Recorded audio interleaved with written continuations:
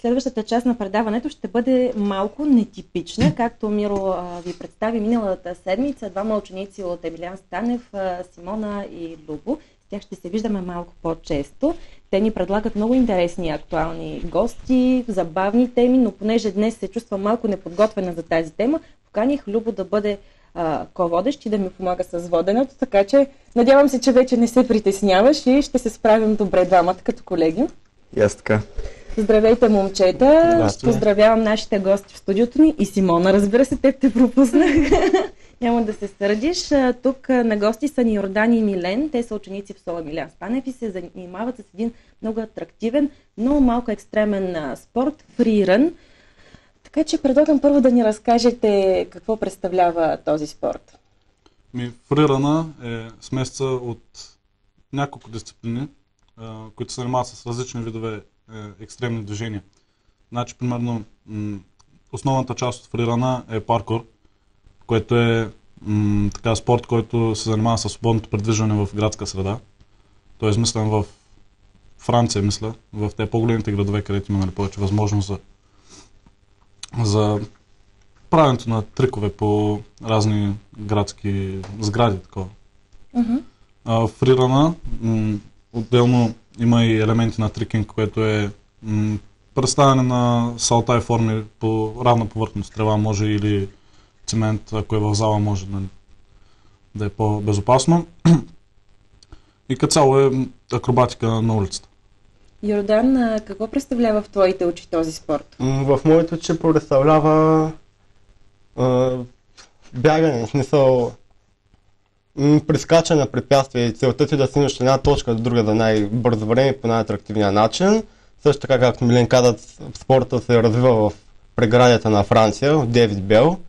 Той е един от първите хора, които започнаха да се занимават и постепенно става глобален. От България мисля, че около 8 години разцъфтява спорта. И до момента много хора скачат. Мисля, има хора. Любо си е подготвил много въпроси, но преди да стигнем до тях, аз предлагам нашите зрители да видят едно видео, което направи с вас колежката Таня Мишева, за да придобият зрителите по-голяма представа какво представлява този спорт.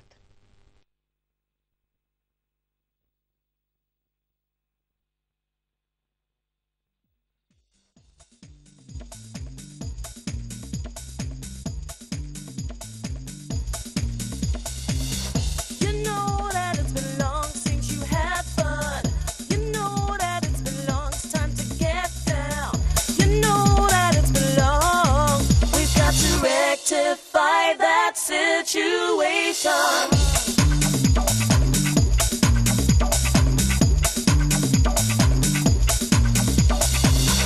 Come on, relax yourself, we still got time. There is no need to rush, everything's fine. There is no need to rush. Let's give it some now, baby, please don't say no. Go down, party, have fun tonight. Gonna take that fucking ride, you know it's time. Gonna go down, party tonight. It's gonna be alright. Come on, get on your feet on the dance floor. You're moving to the beat, move it some more. That guy is watching you, and now he's moving, grooving your direction.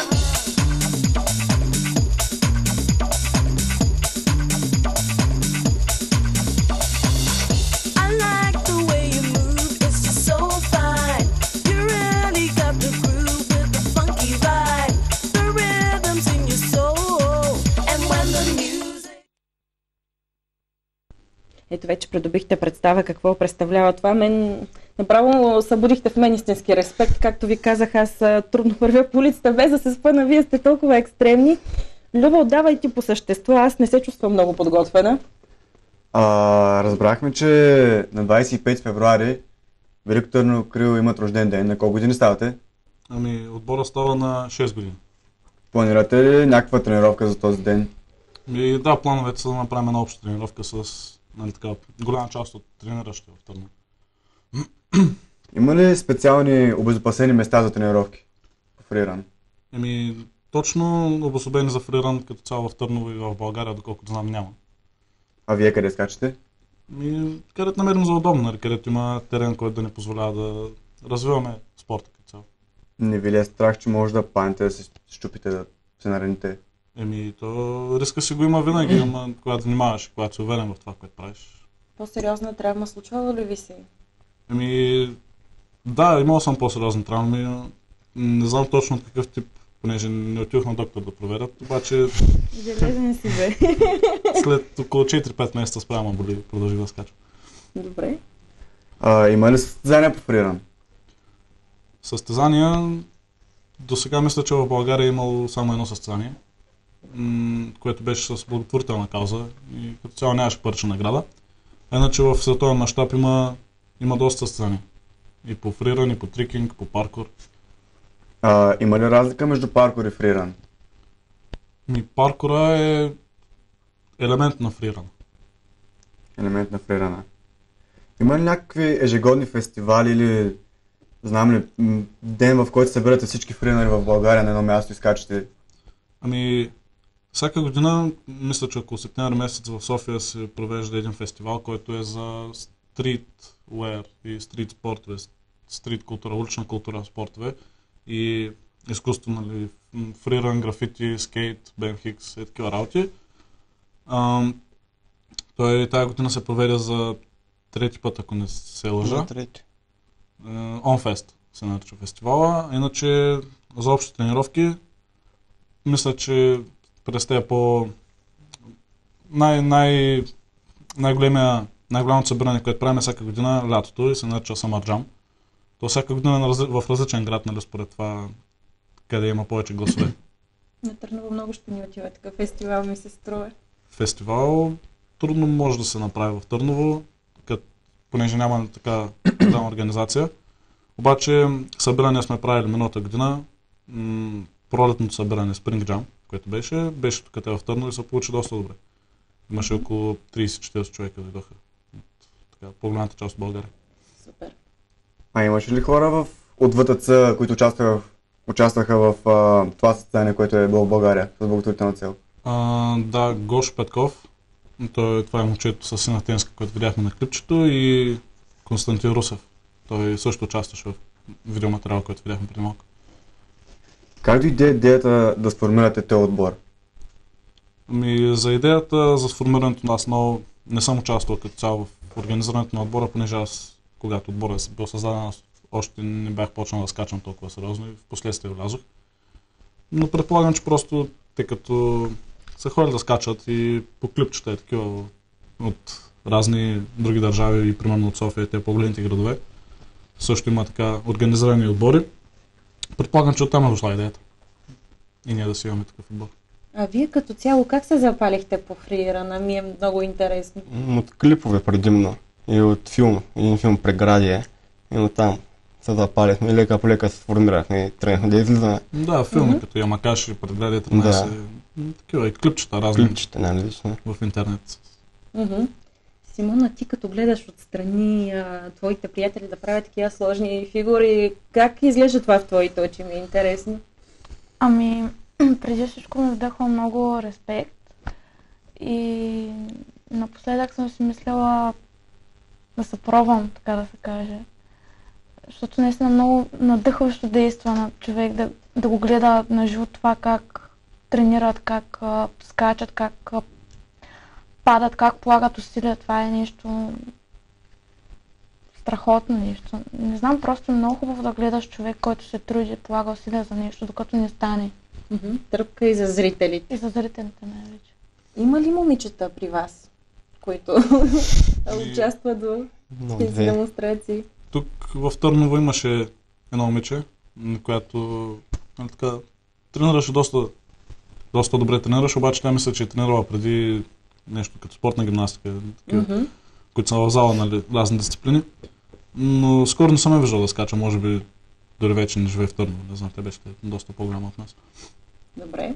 Любо, ти организира един благотворителен концерт, в който се включиха Милен и Йордан. Може би ти да кажеш как реши да включите в програмата нещо такова? Аз в принцип се познавам с тях от много време, още от малък. И преди аз скачах, но спрях.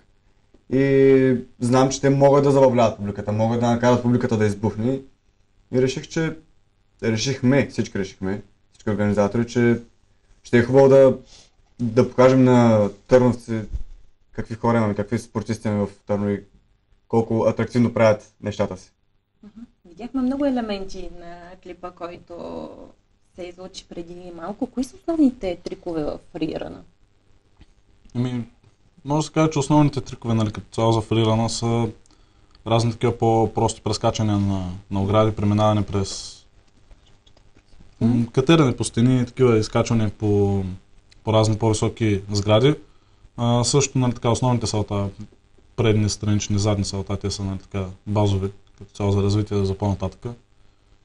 Има и някои винтове, които са така по-лесни. От сорта на 180-360 градуса. Нататък вече стават доста по-трудни. А каква е реакцията на хората, когато видят по улица да ги правите тези неща? Срещали сме много разнообразни реакции и действия на хора. Примерно от това да се скачаме някъде на улицата и да почнат да викат разни хора, така че нарушавали сме обществената собственост или викат полиция, че сме им навлизали там едва ли не в имотите. Защото се притесняват явно, като не видят, че сме така по-свободно може да се придвижваме, да минаваме през разни заграждения и се притесняват хората. И също така сме срещали, нали, доста одобрителни мнения, като, нали, браво момчета, продължавайте, наистина добре се получават. Така, преди концерта, когато се подготвихме в един парк, се правихме една обща тренировка и минаха те едни група от възрастни хора, мисля, че пенсионери. Нали, така, на пръв поглед така изглеждаха и, нали, много се зарадваха и ни ги поканихме на концерта да дойдат, ако имат възможност. И те, нали, така доста топло отреагираха, нали, на нашата инициатива, че организираме концерт и, нали, с тебе. Ти мисля, че беше там тогава. Да. Супер. А родителите как реагират? Притесняват се, ще паднеш, ще пребиш, ще щупиш крака, ръце, всякакви вид страници, да. Нашите в началото, нали, така бяха доста притеснени. Не бяха съгласни с това да тренирам така, защото аз бях доста малък. И то, нали, дето се казва колко е кой има в тази глава. Пък че и да я щупиш на всичко. Да, и те просто мислеха, нали, че аз не внимавам достатъчно и такова, че не мисля, нали, за последствията, които могат да се случат от тези салта. Обаче аз като цяло, нали, се тренирах и въпреки това и те вече еха да одобряват. Всъщност не съм сигурен дали одобряват, обаче свикнаха с мисълта. Да. Добре. А всеки ли може да се научи да скача? Да, принципно всеки, нали, освен ако няма някакви увреждания, нещо такова, да е по някакъв начин, пречка. да е по някакъв начин възпрепятствано от здравословни причини или нещо такова. Като цяло единствената пречка да се научи някой човек да скача е страхът. Да преодолееш страх. Какво трябва да има на дадено място, за да е подходящо за фриран? Видяхме паметника Сенирци, той е доста специфично като архитектура. Да, примерно нужно е да има някакви по-разчупени форми на архитектурата, да е стабилна като цяло, нали, да не е нещо по-разрушено, като сега вече в България много се срещат такива работи, такива елементи.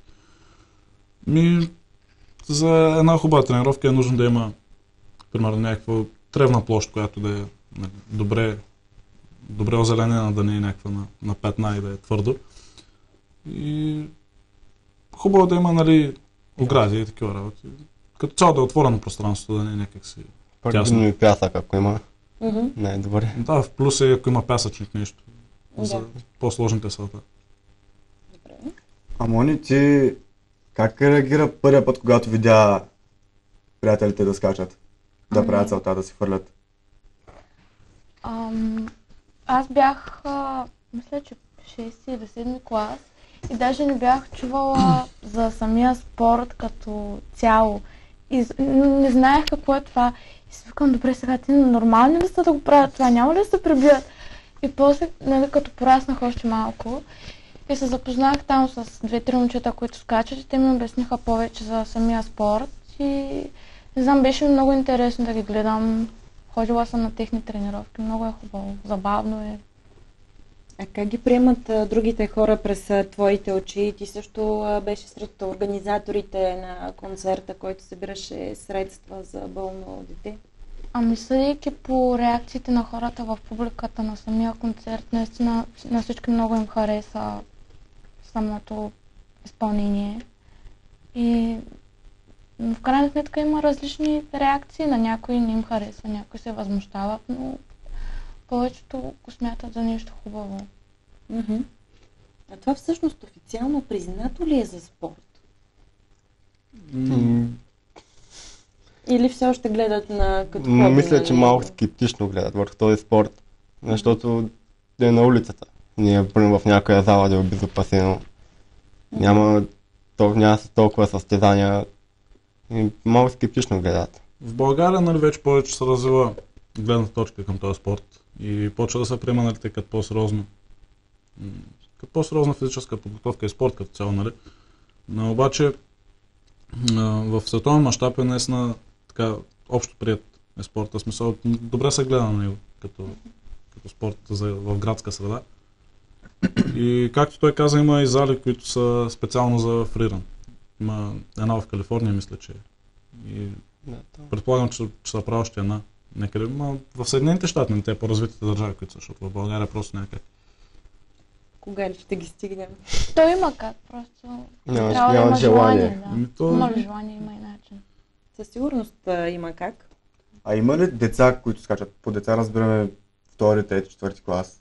Между другото има и аз много се училих един път, така се разхождах покрай нашето училище, когато, нали, още преди да почне построяването на тая зала, която, нали, в момента строят, имаше там на мястото на залата имаше един пясъчник. И такова се разхождаме с приятели и виждаме някакъв малък. Доста малък и самата прави салата, такова и ги стъпва много добре. И аз стоям при него и го питам на колко си години. Той като ми каза на 8, аз направо като покосен. Той на първи-втори клас и се скачаше доста добре. Той даже и сега мисля, че продължава да скача. Съм го виждал на разни общи тренировки. Такова. Браво. А смяташ ли, че въобще фриране е доста разпространено в България? Има ли много хора, които го практикуват? Той е на вълни. В смисъл, има периоди, в които е доста развит и много хора го практикуват и моменти, в които много малко хора го практикуват. Нали, много е важно метеорологичните условия, какви са според времето, когато е много топло, примерно лятото, когато е супер жегата. Трудно може някой да излезе да скача или пък пролетта, ако вали много дъжд. А зимата какво правите? Зимата някои се възстановяват, други си правят камари от снег и скачат от високо. Не оставете да ви се свиват душите. Не. При всички положения всеки се подготвя за сезоните, които наближават. Някои с нови салата, други с... Аз сега гледах дори вчера някакво ново проучване, направено сред ученици в Велико Търново, че децата не спортуват активно, защото нямало къде. Вие какво мислите по това, Симона? Така е, да. За съжаление е така. И аз познавам много деца, които имат огромно желание да спортуват и спортуват. Просто, за съжаление, наистина няма достатъчно място за всеки един спорт, както за фриране, например. Според мен трябва да има поне 2 съоръжения, които да се практикува, когато метеорологичните условия не са подходящи или нещо друго. Наистина има голямо желание, а обстоятелствата не го позволяват. Родан, ти какво мислиш? Липсата на място ли е единствено проблема повечето ученици да спортуват? Не, те ако имат примерно някакво желание, биха спортували навсякъде. Примерно биха се набирали на лостове, всичко биха правили, но мисля, че няма чак такова голямо желание. Пък и наистина нямаме толкова развити зали за всички спортове. И повечето са в окаяно състояние. Повечето зали. Според мен проблема при тези децата и подрастващите, че не спортуват, нали, по-ниската спортна активност е в това, че не са насърчавани по някакъв начин. Няма, така, примерно да кажем, стипендии за активни спортисти в училище, защото аз съм разпитвал, нали, за такива места и имам приятели, нали, които са така доста активни спортисти. Другото, което е, че примерно нямат такъв голям интерес, нали, не е толкова... Не се говори толкова много за спортна култура в училище и някак се пренебрегва самата спортна култура. Физическо възпитание повече от 80% го пропускат като час. Да, аз това щях да питам. Аз в училище си спомням, аз ходях по токчета на физическо и си стоях на пейката и четях книжки. Да, как минават сега часовете при вас? Нещо подобно, обаче не влизат в часовете по токчета ми отиват примерно на кафе. Който има желание и влиза, преоблича се, играе, другите просто не влизат на часа изобщо. Голяма част от учениците не го приемат като сериозен час. Просто не смятат, че им е нужно да бъдат физически образовани. При момичетата как е, Мони, аз знам, че при нас беше много Точно при трудно. момичетата това е масово. Да. Въпреки че аз лично много обичам всякакъв вид спорт. И редовно си ходя на часовете, като има възможност. Но повечето момичета от моя клас и други, просто ги виждам как спорта за тях е нещо съвсем далечно, някаква Чуждо. противоположност за тях. Да. Смяташ ли, когато наблюдаваш приятелите си и съучениците си, алкохола и цигарите взимат ли преимущество над спорта?